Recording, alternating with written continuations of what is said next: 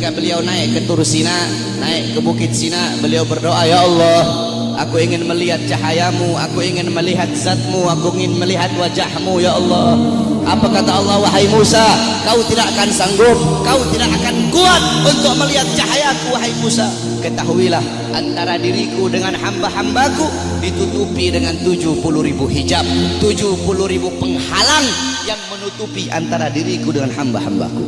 Al-Imam Ghazali menjelaskan, penghalang Allah itu Allah ciptakan dari cahaya, dari air, dan dari kegelapan. Di dalam penghalang Allah ada suara gemuruh air, ada suara air yang sedang mengalir. Itu dalam penghalang Allah. Andaikan saya dan kalian manusia biasa, Allah perdengarkan telinga kita ini untuk bisa mendengar suara air yang ada dalam penghalang Allah, saking ketakutan hati kita ini akan copot dari badan, hati kita ini keluar sendiri dari badan, saking dahsyat penghalangnya Allah. Andaikan Allah buka satu penghalang, Allah perlihatkan kepada gunung, gunung akan hancur tenggelam, tidak akan muncul sampai datangnya hari kiamat. Apa kata Allah? Wahai Musa, 70.000 penghalang ini tidak akan aku buka untuk siapapun kecuali untuk Muhammad dan untuk umat Muhammad. Apa kata Nabi Allah Musa AS? Ya Allah, kalau begitu jadikanlah aku bagian daripada umat Muhammad. Nabi Musa ingin menjadi umat Nabi Muhammad.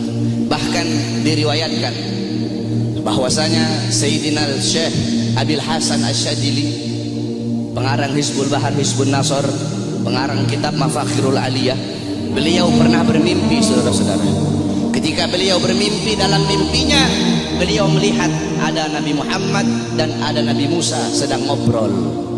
Nabi Musa bilang sama Rasulullah, wahai Muhammad, aku dengar engkau pernah berkata dalam sabdamu bahwasanya ulama ummati kal anbiya Bani Israel. Ulama dari golongan umatku itu bagaikan golongan nabi-nabi dari kalangan Bani Israel. Apakah betul wahai Muhammad?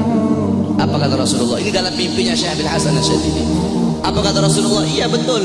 Ulama umatku itu kepintarannya, kepintarannya itu sama seperti kepintaran nabi-nabi dari kalangan Bani Israel. Kata Nabi Musa, coba seperti apa sih ulama umatmu itu? Aku pengen lihat coba.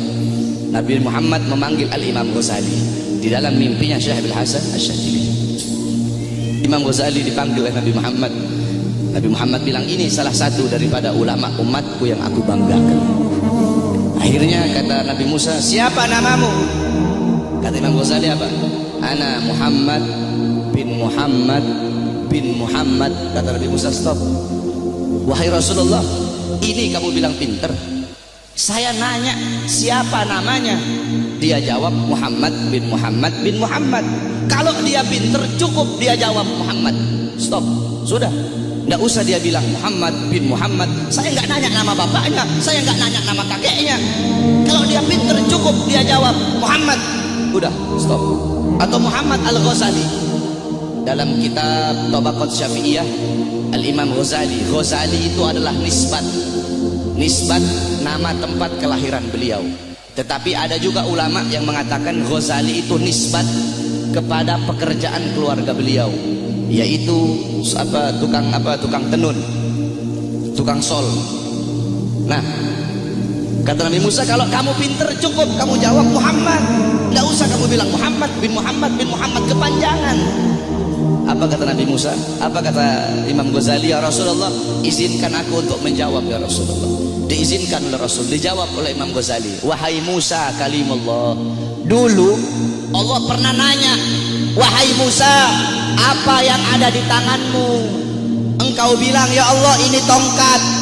Tongkat ini untuk menyandar, untuk bersandar. Tongkat ini untuk memukul. Harusnya kalau kau pinter cukup kau jawab, ini tongkat. Gak usah kau jawab tongkat ini untuk ini, untuk ini, untuk ini. Karena Allah nanya apa yang ada di tanganmu. Allah tidak tanya untuk apa itu. Apa kata Nabi Musa? Karena aku ingin bercakap-cakap lama dengan Allah. Aku ingin punya waktu yang panjang dengan Allah untuk mengambil berkah. Apa kata Imam Ghazali? Begitupun aku jawab dengan jawaban yang panjang untuk bercakap-cakap lama denganmu agar mendapatkan keberkahan darimu yang pernah berbicara dengan Allah. Baru diakui oleh Nabi Musa kepintaran ulama daripada umatnya Nabi Muhammad SAW.